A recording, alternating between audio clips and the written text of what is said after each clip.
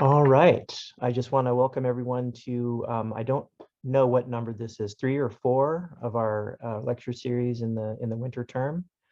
We're coming to you from Amiskwaciwâskahikan, sometimes known as Edmonton, Alberta. And this is in Treaty 6 territory, which is the traditional homeland of the Cree, Blackfoot, Métis, Nakota Sioux, Iroquois, Dene, Ojibwe, Inuit, and many other indigenous people. Sounded music has been heard in this region for generations, created and celebrated, by many diverse people. And we're excited tonight to humbly add our sounds to the mix, to that history with respect and solidarity. And if you're here for the first time, the Sound Studies Institute is a research institute at the University of Alberta. We celebrate research into sound from all angles, including performative and artistic understandings of sound, such as music, but also other human and non-human understandings of the role of sound. And on that note, tonight we're really excited because we are going to be presenting a talk that is not about music and art. Well, actually, I shouldn't say that. It is in fact about another form of art, but through a social media platform, TikTok. So I'm really excited tonight to welcome Luthfia Friskie and Sabrina Tharani, who are both students in the Digital Humanities program here at the University of Alberta. And they're going to be talking about TikTok. The title of their talk is "Who Said That? The Use and Appropriation of Black Voices on TikTok."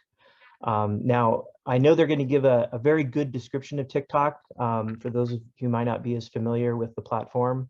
But one thing I can say about it, just from my own limited understanding, that's something I find really interesting about it, is that TikTok is a social media platform that purports to sort of democratize its content. And so there's a privileging on the platform, or privileging, it might not be the right word, but there's a tendency and an invitation even in the platform in the way that it's designed to sort of remix each other's content and comment on them and create new forms of expression with content that people upload to the site. And of course, that's actually really exciting in a lot of ways, but also opens up some potential problems with appropriation. And so our guests tonight are going to speak about some of those issues. And I won't waste any more time. I'll just turn it right over to them. So welcome, Luthfia and Sabrina. Thank you.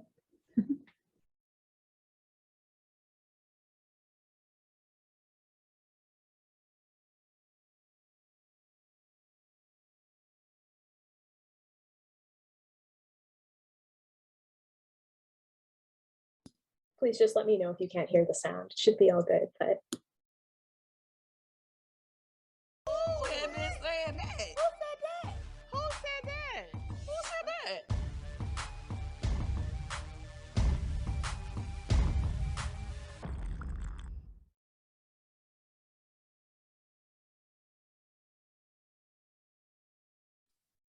Hello and welcome to our talk this evening, Who Said That? The Use and Appropriation of Black Voices on TikTok.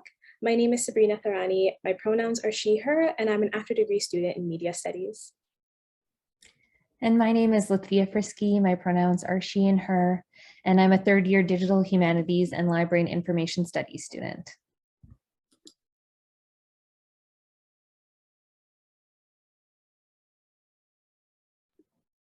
I know that Scott just did a land acknowledgement, but I'd also like to do a land and location statement. So we are both students living in Amiskwaciwâskahikan, colonially known as Edmonton, on Treaty 6 territory, but want to note that we are uninvited guests to this territory. Treaty 6 territory is the land of the Nehiyawak Cree, Niitsitapi, Blackfoot, Nakota, Anishinaabe, Dakota, Saulteaux, Dene, and Métis Michif peoples. We know that land acknowledgements can be superficial sometimes, but we also know that locating ourselves within this research and on this territory is important.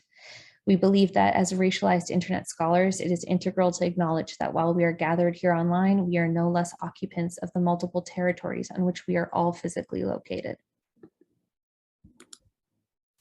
So here's an overview of our agenda for tonight. We'll go through an introduction, then move on to what is TikTok, voice appropriation and caricature, context, modern voice appropriation on TikTok, along with some case studies, questions for the future, and our conclusion.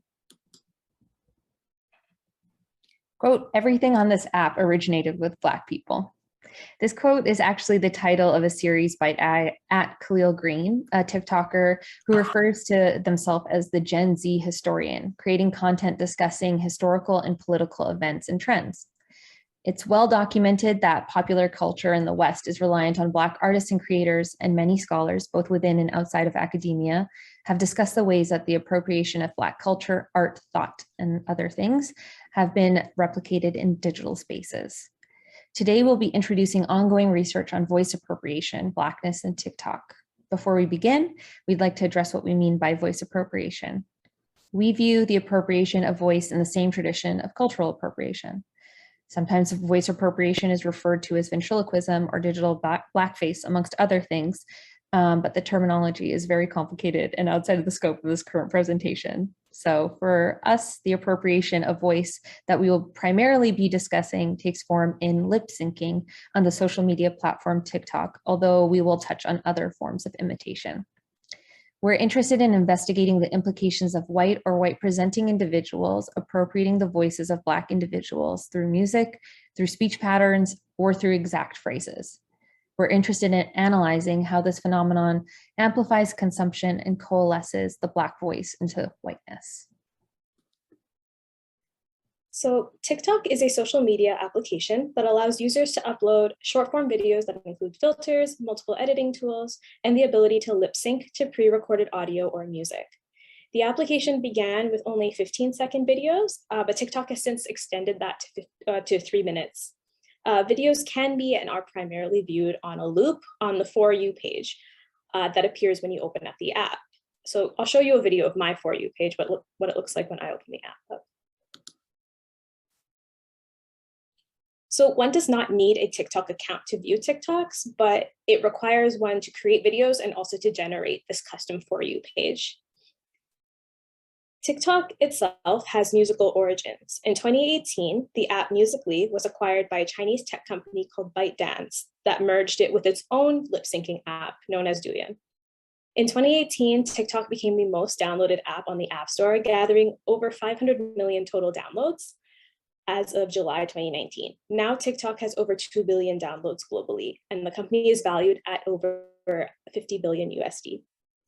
So Douyin itself has been on the Chinese market since 2016 and has been wildly popular in China. TikTok and Douyin have very similar interfaces, but are not accessible to one another's content and vary slightly in their offerings. Douyin is used quite a bit for marketing purposes, engaging businesses with specific marketing techniques like geolocating users and promoting advertisements based on specific physical locations. TikTok's purpose, though, cannot really be separated from Douyin, in that both apps were and are intended to be used in support of capitalistic gain. The For You page is a particularly unique feature as it provides an example of the potential artifice of content creation. TikTok posits that it provides individuals without large platforms the opportunity to gain popularity and followers by allowing them to appear on the For You page without having previous notoriety. But of course, this is not random. TikTok tracks what users interact with the most and classifies content according to those themes and then continues to make suggestions as such. But at least you don't have to have thousands of followers to be seen by thousands of people. It should be noted, though, that TikTok has made headlines through its numerous controversies, many of which have to do with the lack of moderation and perceived threats to nationalism. Bans have occurred in the US, India, and Pakistan within the last few years, with the ban in India costing about 2,000 Indian employees their jobs.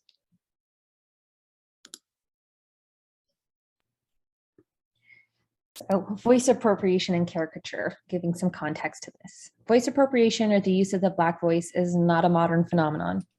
To unpack and fully discuss the history of minstrelsy and the characterization of the Black image and the Black voice would be an entire dissertation. Although this is the case, this history is incredibly important in contextualizing any appropriation of the Black image or voice in modern context.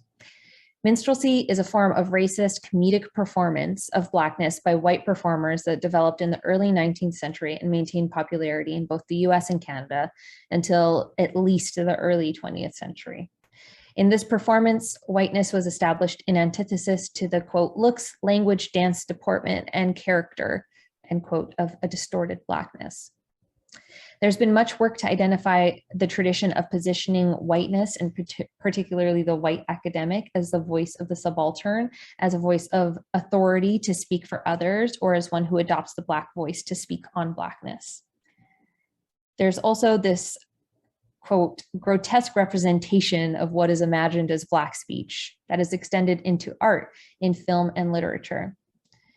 There are numerous examples of white media's racist representation of the Black voice, from Uncle Remus and his songs and ways of speaking in the 1946 Disney film Song of the South, to Jar Jar Binks's Caribbean accented pidgin English in the 1999 film Star Wars: The Phantom Menace. The way white people imagine and depict Black ways of speaking has twisted Blackness into a caricatured representation, and voice appropriation in this modern context has served similar purposes, whether it's intentional or not. Finish line with fire marks. When the relay starts to move on the way train. Master, she on the pants, got spit like a plaster. Raptor, bench, did like go like dash, faster, motorbike faster. You gotta get a bitch, pass to the rapture. White bitch go back and blow like a wind. Perhaps your rooftop in the wind. When I win, no when I win a leg up like she got hoes on call. Got hoes on call to come through, take a protocol. Just damage it, that's my protocol. These many Australians on slow, no camera. I don't care who you are. No killer rap, gotta give it to you raw. Pitch my point, when the pass me a joint, gotta twist this beat. I'm spraying my joint. Like when somebody calls me a white boy, I'll put that ass in check quick fast. Quick fast, huh? Marco Polo. I'll just say synonyms really quickly and think it's AAVE. Let me wig hair, ice water. Someone call me a white boy, I put their ass in check. Neck throat. Those cringy videos are a perfect example of what happens to when Black linguistic patterns are so removed from actual Blackness that all that remains is a strange and distorted performance. From the inception of ragtime sheet music, Black vaudeville, and race records, Blackness has been extracted and separated from actual Black people. As the saying goes, everybody wants to be Black until it's time to be Black.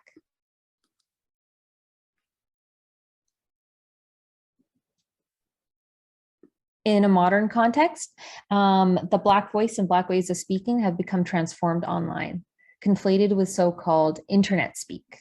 White online personality Brittany Broski, a very popular TikToker, sparked controversy when she claimed that terms like lit, slay, period, child were simply internet or meme speak, common on, quote, Stan Twitter, end quote. Brittany is one of the more popular TikTok comedic personalities with a history from Vine, a TikTok predecessor, and over 6 million followers on the app. She later apologized for making these comments, noting that she was not educated on what AAVE is, but this apology still somehow misses the point of the criticism. Reducing the terms to just words disembodies these phrases from a broader discussion of their place within the performance of Blackness and AAVE as a broader and more complicated linguistic tradition. And that's how you get to quick fast. This is further extended by the apparatus of TikTok. The way that the app is constructed is to encourage this type of remixing, recycling, and reuse of sounds, images, and movements. Decontextualizing the Black voice by lip syncing can flatten Blackness. Removing one aspect of what it means to be Black and to express yourself turns into a tool for consumption. There's something uncanny about hearing a Black voice emerging from a white mouth, completely removed from the original context, transformed into a completely different entity of its own.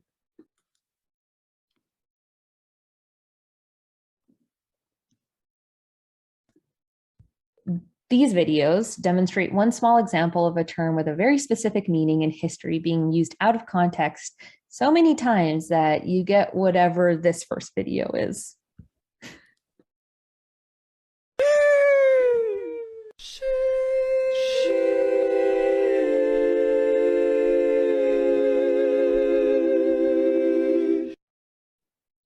That video is from the account @NobodySausage, who currently have 12.9 million followers. And here is @Khalil Green discussing the history behind the trend sheesh. Do you know what it means when people say sheesh or where it comes from? Welcome to episode 3 of How Everything on this App Was Created by Black People, where we show how most of Gen Z culture is just a whitewashed version of Black American culture. On TikTok, saying sheesh gained a lot of popularity after a video of the word repeatedly being said to a frog was posted by the user Meet Julio. The sound from the Meet Julio video and the word itself are used when people show off something they accomplished, where the high-pitched sheeshes are like an applause. Often the sound is made with the ice in my veins pose and the light skin face, which I covered in my last 2 videos. In the 1950s, sheesh became a term in the dictionary to describe frustration, independent of any notable Black influence, but the term gained its present-day slang usage as a way to give extreme praise or to hype up your friends from Black Americans in the 2000s and 2010. It was a part of a larger movement known as drip culture, which was mostly driven by athletes and rappers. For example, Young Thug was using the word this way in 2015, and LeBron James was using it in 2017. Here's some additional info. Follow for more. That's a lot of shishas. In comparison, there are multiple examples of the Black appropriation of a white voice, such as the 2018 film Sorry to Bother You and Black Klansman. But there's an acute distinction to be made between the two. Sorry to Bother You and Black Klansman demonstrate a performance of whiteness through voice to gain something, whether it's capitalistic or information-based. Boots Riley, the director of Sorry to Bother You, points out that the movie adopts what, quote, white people think they're supposed to sound like, which Danny Glover actually says in this video. It's a commentary on the performance of race through voice. The adoption of the literal Black voice or Black ways of speaking in other settings are historically and contemporarily used for humor or for status, as Blackness is viewed as a form of counterculture or as cool. TikTok user Ratchet Intellectual argues that non-Black people adopt Black culture in order to, quote, stand out. Here's a little clip from Sorry to Bother You.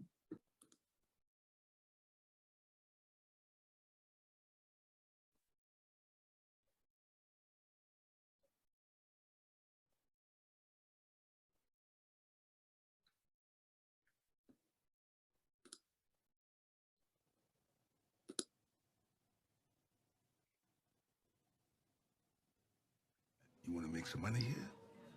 Then read the script with a white voice.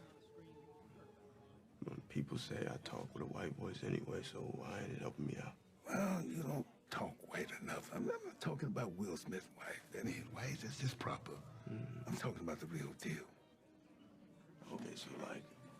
Hello, Mr. Everett. Cassius Green here. Sorry to bother you. I mean, you got it wrong. I'm not talking about sounding all nasal. It's like sounding like you don't have a care. Got your bills paid. You're happy about your future. You're about ready to jump in your Ferrari out there after you get off this call. Put some real breath in there. Breezy, like, I don't really need this money. You've never been fired. Only laid off. It's not really a white voice. It's what they wish they sounded like. So it's like,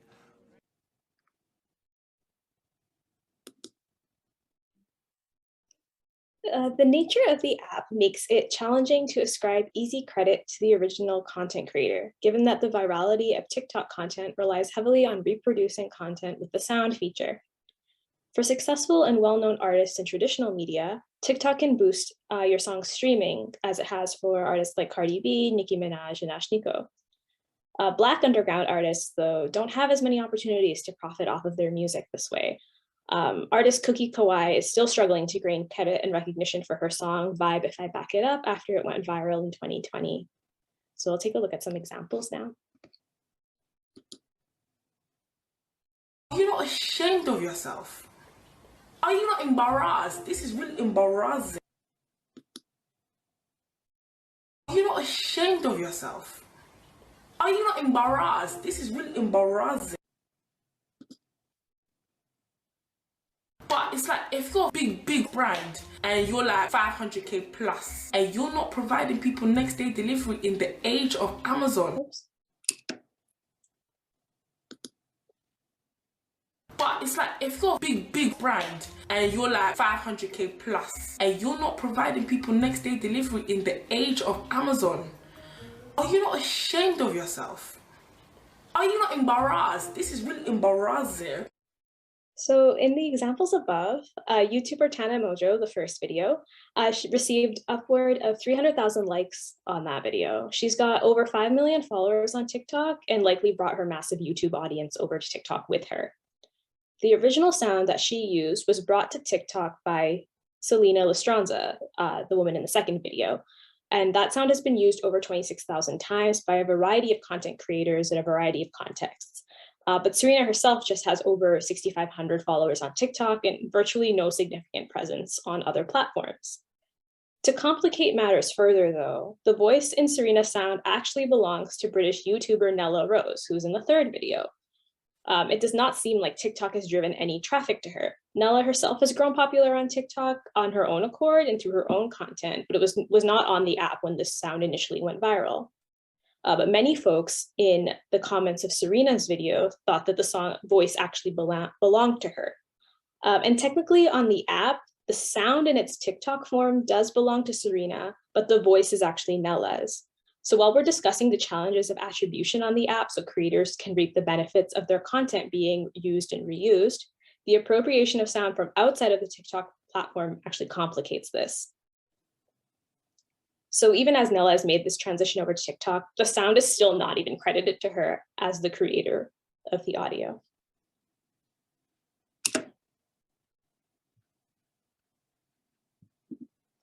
So the way creators make money on TikTok is contingent upon the amount of followers they have. So increased exposure on the For You page, duets, etc., equals more followers, which in turn equals more opportunities for monetization and opportunities outside of the app. In-app monetization occurs through coins gifted by live stream viewers that creators can cash in for actual cash. And in addition to the monetary compensation from followers, TikTok creators are also able to access the platform's $200 million creator fund. To be eligible for that fund, users must be 18 years of age or older, meet a baseline requirement for followers, and consistently post original content that's in line with TikTok's community guidelines. The TikTok Creator Fund opened up to applications from US creators back in August 2020, and it's expected to grow to over $1 billion US in the next couple of years and double that globally. So according to Forbes, the top 3 highest earning TikTokers of 2022 were Charlie and Dixie D'Amelio and Addison Rae. So the D'Amelio sisters now have their own Hulu series called The D'Amelio Show. It's a reality show. And it premiered in September, and just a couple of months after was renewed for a second season. Then in December, one of the sisters, Dixie, performed at Madison Square Garden and at 9 other venues for the Jingle Ball concert series alongside notable artists like Ed Sheeran and the Jonas Brothers. And together, the sisters have a very lucrative clothing brand called Social Tourist, which is a joint venture with the fashion brand Hollister. So their earnings together are a combined 27.5 million, which is a massive increase as last year they were only at 7 million combined. Meanwhile, Addison Rae, who ranks 3rd on that list, has starred in one Netflix movie called He's All That, and actually signed a multi-film deal with the streamer right after. So altogether, the highest paid TikTok stars collectively earned 55.5 million in 2020, up 200% from the last time that we looked at their paychecks in 2020. They still earn 30 to 50% from sponsored content and can charge as much as $500,000 for a single post. Most generally earn an average of $100,000 to $250,000 per post, which is more than double the rates that they were charging in 2020. That being said, there are only 4 Black people in the top 50 most followed TikTokers: Kaby LeMay, Will Smith, Jason Derulo, and The Rock. The rest of the list is comprised of non-Black individuals who became famous or gained many followers just simply due to their TikTok content. So I'll show a couple of examples of popular sounds that went viral on TikTok in the last year. When I tell you this man is so fine, when I tell you this man is scrump-dilly-icious, he make me wanna, oh God. So that was a fashion brand, JJ's Fashions, or a boutique, and using the sound for their own social promo. And now we'll look at the original content creator. When I tell you this man is so fine, when I tell you this man is scrump-dilly-icious, he make me wanna, oh God. So popularity and the frequency of sound use does not necessarily equate to success on the app or outside of it for Black creators. Mona Sain's sound, who's the second creator that we just listened to, her sound has been used over 23,000 times. And although she has a significant amount of followers on TikTok, and this particular video of hers has hundreds of thousands of likes, she hasn't seen the same success outside of the platform, save for a few Fenty sponsored videos that can easily be found on her profile. Mona herself has over 1 million followers on TikTok. And interestingly, JJ's Fashions, who used the sound first, or in the first video, has roughly the same amount. And they're the video that's actually the first result when you try to search for content using Mona's sound. Despite the few choices that have been made in UI to make it easier for creators to have their works attributed to them, there's still no significant uptake in traffic to alternate social media platforms where it's easier to make money. And there's also not a clear increase in opportunities for sponsorships and brand deals both on and outside of TikTok. So for fun, and because we love Elmo, I want to talk about a recent trend that Elmo has influenced unknowingly from his recent appearance on Fallon. So we'll play the first video. Let's switch places. Why don't you help Mr. Questlove? Okay, I'll help her. Okay, I'll. Oh, this is awkward. Oh my gosh. Elmo, all right. So Elmo, why did he call them sloppy Oscars? Okay, all right, well. All right, good. I know, yeah, all right, Elmo, yeah. So you're learning how to cook, so your kids can make all this stuff. This is like... That's right. There's lots of stuff in there. There's onions and garlic, but that's why, because it's gross stuff. But it tastes good when it's put all together. Okay, good. Onions, garlic... Onions, garlic, celery, balsamic vinegar. Tomato paste. That's a big... Okay, so I don't know if you caught it, but it's the way that Elmo says balsamic vinegar that is important in that video. This other video is from TikToker Freddie's roommate, who describes the complexity of voice appropriation and the history of Elmo. So here's why the Elmo audios are so interesting to me. There are multiple sides of TikTok. Balsamic vinegar? Balsamic vinegar? So one of the most prolific voice actors, I guess puppeteers, for Elmo was Kevin Clash, who is a Black man.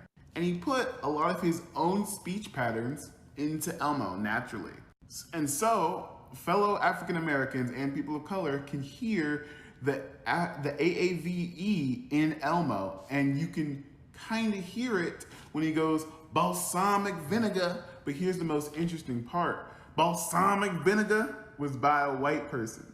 Ryan Dillon is the guy who came after Kevin Clash and is trying to approximate Kevin Clash's voice in Elmo a little bit. So here's where we get to the interesting part. Social media platforms like Twitter, and especially the Clock app, have been dealing a lot in digital blackface. And here's... So why this is significant is because, and what at Freddie's roommate describes is as digital blackface, is that sound, Elmo saying balsamic vinegar like that, has been used thousands and thousands of times on the app. So it's this interesting layering process. And in further research at Freddie's roommate later followed up to explain that Elmo's way of speaking was very intentional in its creation by Kevin. And Ryan, Elmo's new voice actor, was trained to speak that way to allow for continuity and respect to Kevin as the originator of Elmo's voice. Jen Capra, a writer on Sesame Street, confirmed that Kevin was extremely passionate about representing the Baltimore accent in Elmo's speech pattern. So all of that was very intentional. So there's something interesting here about a white voice actor approximating a Baltimore accent that is created by a Black man to represent Black ways of speaking.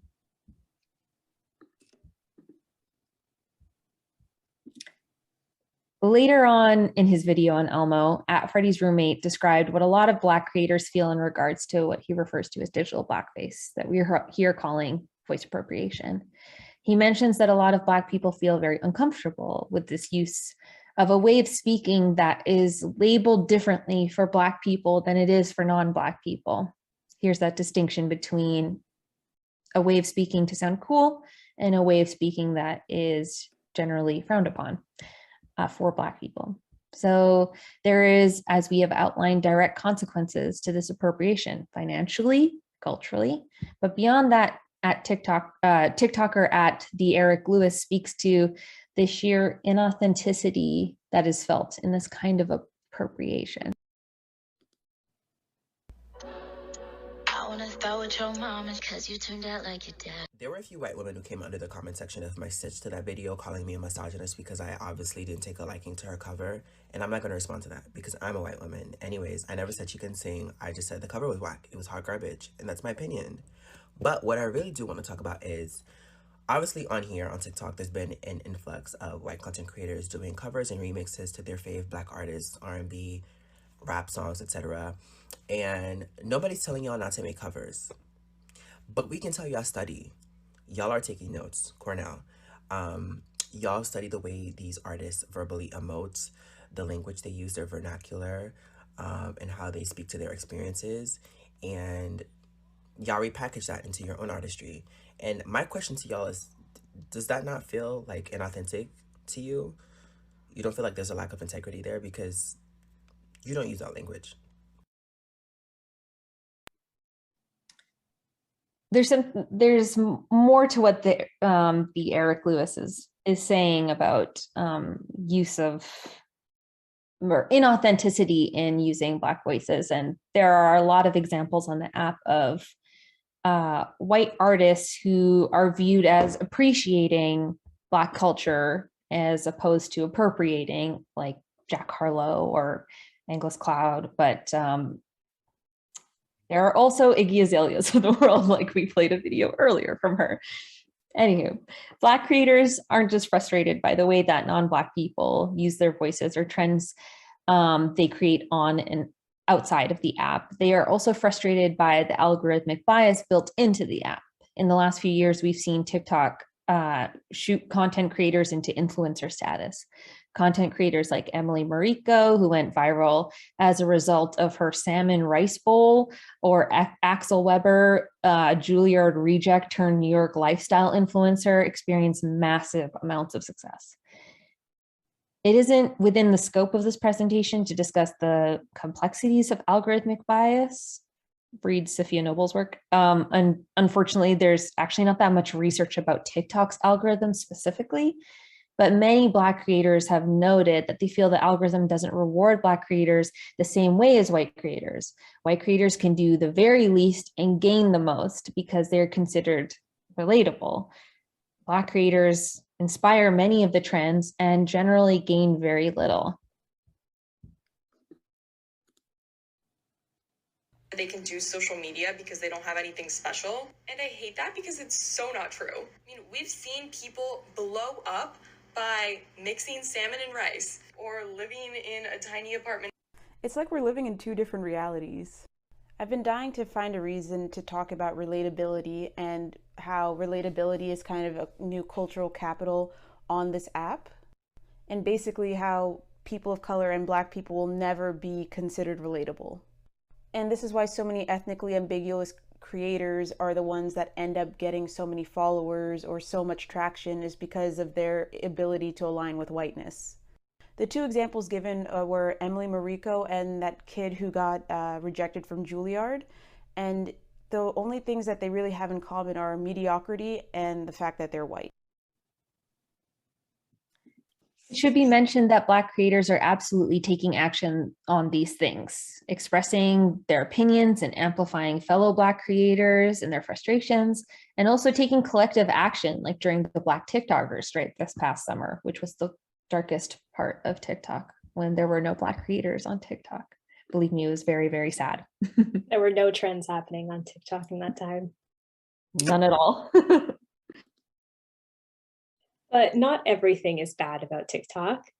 Black people and other marginalized communities use this app to create relationships with one another, to educate, to inspire, to vent, to make one another laugh, amongst other things. TikTok has recently banned dead naming, misgendering, and conversion therapy on the app. And some Black creators have broken through the racist algorithms to find enormous success.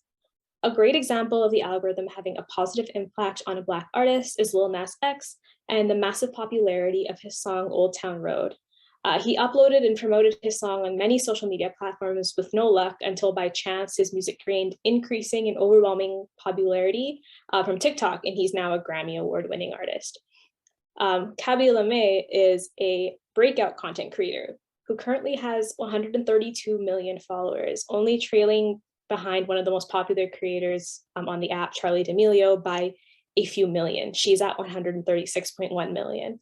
Kavi is a 21-year-old creator who, upon losing his job as a factory worker in Italy at the beginning of the pandemic, started creating funny and lighthearted videos that poked fun at the ludicrous nature of supposed life hack content. And he's now obtained brand sponsorships with brands like Barilla Pasta and makes content with celebrities like Ed Sheeran and Naomi Campbell. Ultimately, though, TikTok is just as racist as any other social media platform, privileging the voices of whiteness and assisting in the capitalistic project of obscuring the intellect, the creativity, and the contribution of Black people. We'll also note that the majority of Black folks with the biggest followings on TikTok are Black men. So here are some other questions that we're looking to consider further. How can we distinguish between these forms of voice appropriation more clearly? What exactly is the impact of algorithmic bias on TikTok, and how does this feed into privileging the white use of the Black voice? And any other research that might have been done on shadow banning or privileging certain creators. For those that don't know, shadow banning is kind of something that creators have talked about anecdotally, of feeling like their content is actually actively being pushed down on folks' algorithms or on the For You pages, or being suppressed. Next, does this conversation fit into the larger discussion of media ventriloquism? How does, quote, online imagined Black English fit into this discussion? And is there such a thing as ethical replication and appropriation of the Black voice? And lastly, of course, how do Black creators feel about this?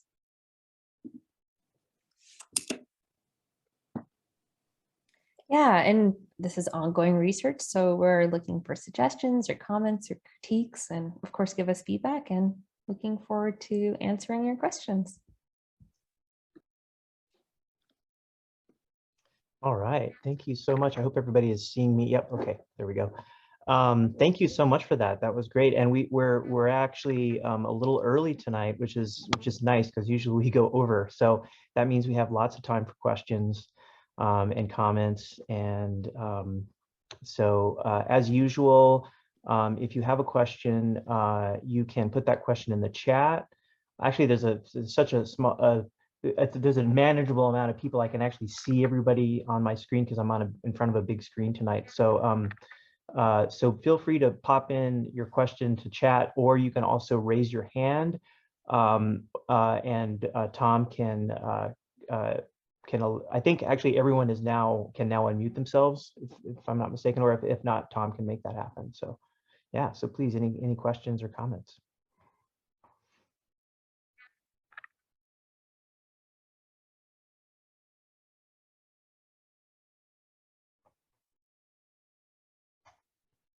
All right, well, everybody's shy. I'll kick things off because I have some questions.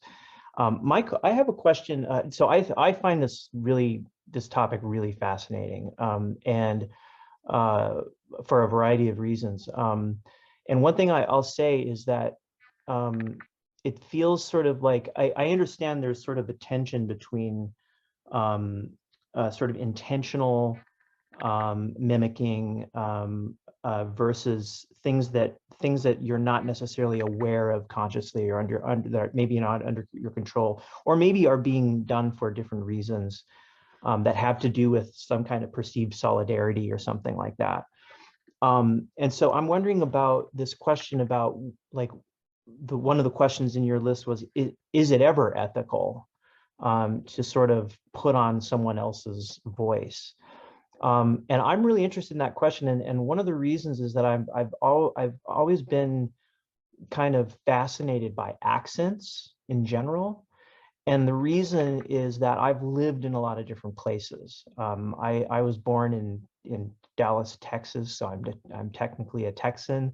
My parents moved away from there to Colorado when I was 3 years old, and I don't remember this, but I was told that my friends made fun of me for my accent.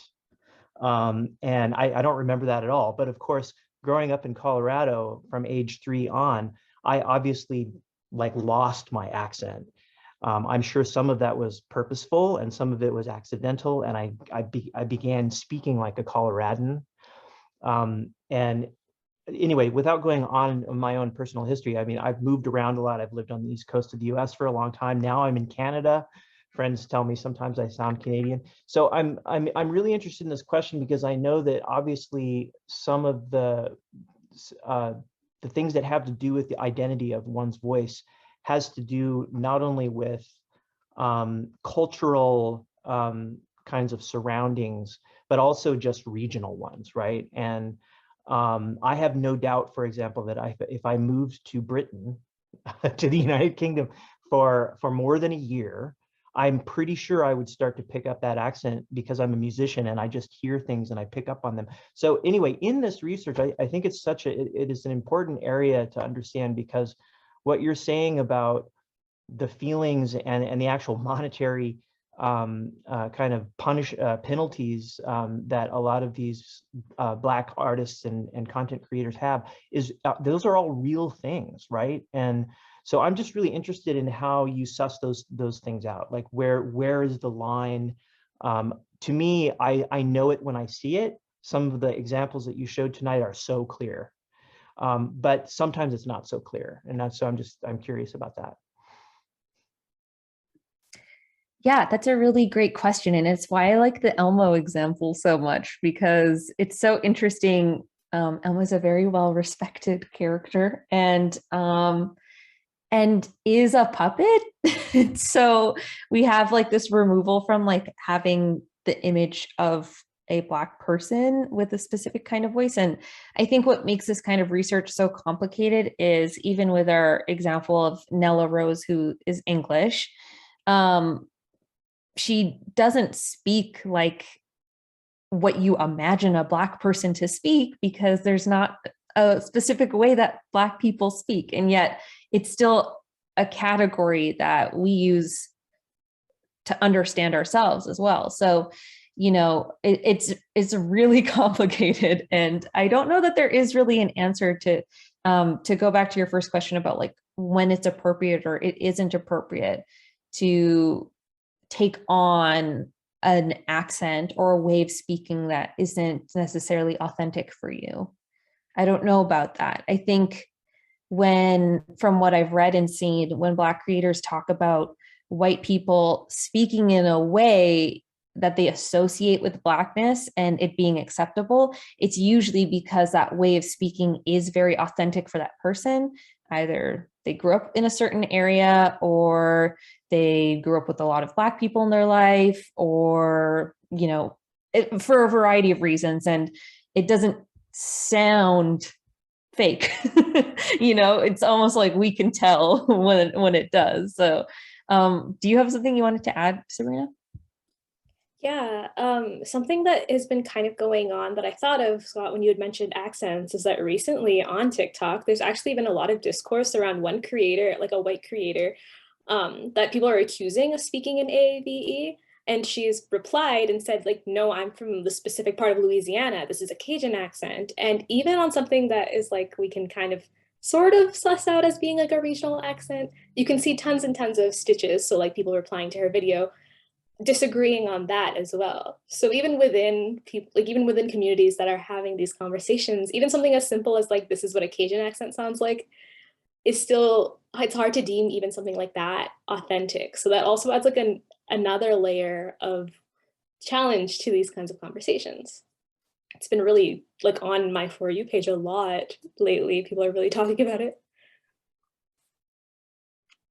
Yeah, thanks, Matt. There's some great kind of long comments in the chat, by the way, that have just popped up. So I don't know if I'll read them, although I would be happy if one of the writers wanted to voice what they wrote, because there's some great comments here.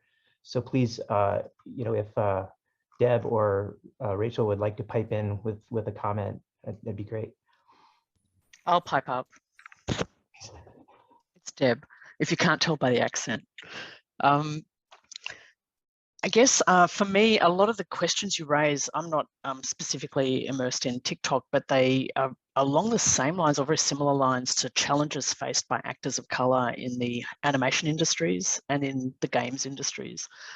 And there's some pushback going on right now as we speak around the limited roles available or made available to actors of colour in those industries. And in fact, I noticed that Disney's latest animation is boasting about the fact that it's mostly voiced by actors of Colombian heritage, given that it's in a Colombian setting. But again, it's that kind of really narrow idea that you can only be the voice that you have, that you're not an actor beyond your social and cultural experience, which it doesn't actually solve the problem of why it is that white voiceover actors get to play every role and actors of colour only get to be the donkey or Elmo or the sidekicks. And so my question was sort of dealing with that interesting Elmo example that you used, where Elmo was eventually voiced by a white actor, but the white actor emulated the Baltimore accent of the original black actor. And I see that happening around Shrek's donkey character as well. No one can ever imagine that character without that particular inflection and accent. And so, you know, those, in a sense, the life of the proxy, the on-screen proxy, overtakes the futurity of those characters. So how do we break out of that cycle? And I don't expect you to be able to answer it, but I just sort of thought I'd throw that in there because I think that it's really, you know, when you're creating these memes or objects that have lives beyond the moment of creation, you start to enter into a whole bunch of determinants that become very difficult to control. Yeah, that's so interesting. And I was thinking about how Scott mentioned moving to Colorado and then losing his accent. And I'm thinking about it's because we place accents on very specific ways of speaking, and then any other type of way is considered like standardized. So when we talk about like white people's accents and the way that they speak, and specifically North Americans, because if you're Australian and you're white, or if you're British and you're white, well, you have an accent in Hollywood for sure. But we consider that a standard English and a standard way of speaking, non-accented English. And so I don't know, I don't know if it's possible, honestly, because it's considered that way also by people who, you know, who are from Louisiana, like you said, would be like, I have a Cajun accent, you know? Someone from Colorado would say, well, I don't have an accent. Yeah. Sorry, Scott, you go ahead. Well, I was just going to say, I resonate with that a lot because I remember when I became aware that I didn't speak like a Texan, I went to see my grandmother in Texas. I was still young. I was probably like 8 years old or something. And I said to her, Grandma, do I have an accent? Because you have a Southern accent, but I don't think I have one, do I? And she said, well, you sound like them TV people. Sorry, I can imitate my own grandmother. But that I was like, what does that mean, them TV people? And then I realized as I got older, oh, I see. Yeah, she's talking about like the Midwestern white accent that everyone in that era was trained to speak like, especially if you were a newscaster or something like that. And so I grew up with this idea that was not an accent, and of course it is. But anyway, that's just another little anecdote. Well, yeah, but there's a historical argument around that, Scott, which is really interesting. So in the 19th century, toward the end of the 19th century, Australians were considered to have the purest language of all the Western white world because you couldn't place where their accent came from. So it was placeless. In that same way that you have, you know, in George Bernard Shaw's writing, the idea of class placing your accent, and therefore, you know, you work very hard to not be located in place. And so that Midwestern fake accent that's made up, that's a compendium of a whole bunch of different accents, is placeless in some way. So there's an interesting thing around the relationship of location and accent and inflection that lends itself to notions of freedom from literally being placed or pinned down. And I think that's why the sidekicks often end up being played with very high tone accents, accents that are that people believe they can place. Whether they are in fact correctly placing them or not is a completely different question, but they're placeable in a way. And this, I find that stuff really interesting, particularly around very contemporary ideas of placing and placement that are coming out of Indigenous theory. And the value of place as distinct from the value of placelessness, which is what for a long time Western white culture valued very highly.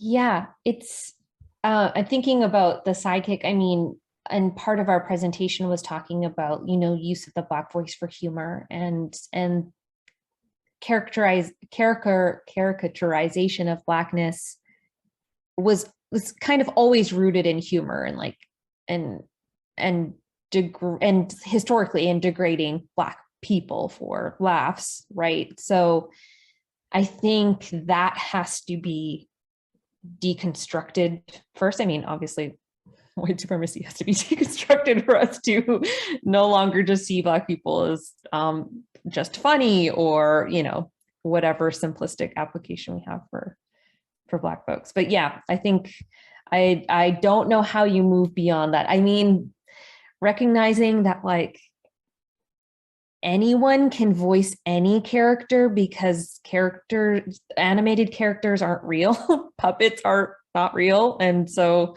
not human beings. They don't even have to have a placed accent. They could just be whatever you decide to as an actor. Yeah, that's a difficult one. How do you break out of that cycle? I do not know. Maybe one thing is just to let the Muppet pass away when the voice actor passes away. They don't have to live forever. Okay, so Rachel had a great question about the algorithm. Do you want to ask that question, Rachel? Yeah, so I mean, there are just, so many things sort of popping up, based on the other comments. Also having grown up in the Midwest US, I remember that thing of newscasters being sent to Nebraska, where I was living at the time, or, to the very, quote, neutral, unaccented, so-called English. And then when Deb was talking, I was also thinking about sort of the class aspect of Eliza Doolittle, in My Fair Lady, and so the intentional training to speak in a different way so she could raise her status or sort of change station. So, it's not only raced, but certainly classed as well. But my question, just because I know very little about this side of things, has to do with the algorithms. That was in your list of possible, future research. How does that even happen, sort of research into algorithms? Is it dependent on information from the platforms themselves? Or is there a way to get information about algorithms and shadow banning otherwise, other than anecdotally? It's very hard because algorithms are considered black boxes. So that they're not going to be shared willingly by any social media platform because, well, I mean, lots of them don't even understand it themselves, to be quite honest. It's very difficult to do. I think that, like you said, Sophia Noble's work on Google and the Google algorithm and how it replicates bias is very good. Obviously, she's very well known for that. And discusses a lot of things, both anecdotally and through replicating searches in certain ways. And I think there probably is the ability to gather that. And I think from our perspective, the best way to do that is to do a discourse analysis on anecdotes. So, I mean, it gets to the point where there's a sheer volume of creators who are saying that they experience the same things and are talking about the specific ways that they experience certain things and the way that content moderation affects them, in the way that certain videos with certain terminologies get removed and when, and things like that, that you can study from that perspective. But yeah, actually looking at the algorithm, I don't know. Yeah, do you have anything to add, Sabrina? No, I think you pretty much covered it. And I guess it's also important to note that this discourse around shadow banning amongst creators it's not unique to TikTok either. We've had this conversation ongoing with, YouTube and its massive algorithm as well. Not only like consciously censoring content, like for a brief period, they were age restricting content that had to do with anything queer. So anything LGBTQ plus was getting flagged as not safe for children, even if it was someone's coming out story. And that's like a very overt example, but we've heard from creators of color, especially Black creators, for a long time that this is happening. And I think the challenge also when it comes to like investigating these algorithms is that we're often accusing the platform of doing something it's going to say it's not doing, especially with a platform like TikTok that prides itself on being democratic. So those are just additional things to consider. I also don't have an answer because I guess you're right. It's a black box of mystery. Thank you. Thanks for that. Let's see. Andres is wondering if you've considered research into the quote unquote alternative side of TikTok and the biases that are created in those communities. Now, I'm not quite sure what is meant by alternative side, maybe because I'm not familiar with TikTok. Do you want to maybe clarify that? Yeah, so it was mostly like a question on you kind of touched on that, Sabrina, when you talked about how queer and other such stories were kind of being age restricted, and so they were also being blocked. And so it was also considering those alternative areas of TikTok, the not straight sides of TikTok, and how those biases are reflected there, because there's so many like facets to TikTok and counterculture and such that just are represented so differently across the platform that sometimes, those biases may or may not show as obviously or even at all.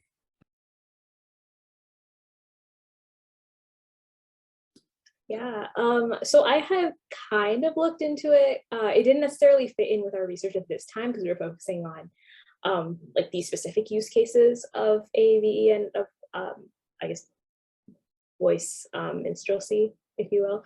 But I have observed it in my own casual browsing of my own unique For You page, which often does lead me down to little subcultures of niche interests that I have. And in my personal experience, this is all anecdotal, of course, I think it's very interesting to see that like those biases that we see in mainstream or like straight TikTok almost replicate themselves more insidiously in areas of TikTok that we would deem as more quote unquote woke, or like queer TikTok is notoriously racist and it's notoriously anti-Black, but it manifests in a very unique, different way. So I think it would be really interesting to like weave that into our current research. But it is very interesting that you can draw like similarities, like we're still dealing with anti-Blackness on queer TikTok, but the way it manifests is, yeah, like I said, 10 times more insidious because it hides under this veneer of acceptance and openness. And fandom spaces are like that too. I don't know if folks have seen this yet, but there's a new Lord of the Rings series coming out on Amazon Prime, and there are people of color in Middle Earth, and that seemed to upset a lot of white fans. Like you can get behind orcs and elves and trolls, but you can't get behind a Black person in Middle Earth. So it's very interesting to see like even these like niche communities who consume fantastical content like this can manifest their racism in a very obvious way as well. So yeah, thank you for that though. I think we could totally include it in future research. Thank you. Yeah, your comments are great on that. Thank you.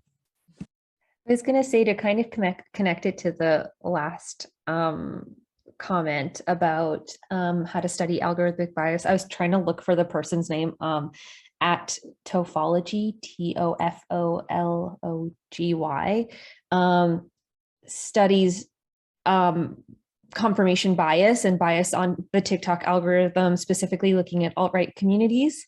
And, her studies are based on, okay, I'm going to start a fresh profile, not related to my IP address whatsoever, whatever. And I'm going to start looking at, let's just say, transphobic materials on TikTok.